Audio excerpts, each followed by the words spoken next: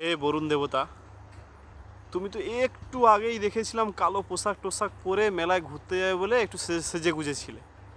তাহলে এখন তোমার পেছনে কে উংলি করলো? হ্যাঁ, তুমি তো মেয়েদের থেকেও ছলনাময় দেখছি। হ্যাঁ, মেয়েরা নয় একটু ছলনা করতে ভালোবাসে, তুমি তো তার থেকেও বেশি। হ্যাঁ, এগুলো কি তোমার ঠিক হচ্ছে? আচার আচরণটা ঠিক রাখার চেষ্টা করো, মেয়েদের মতো হয়ে যেও না।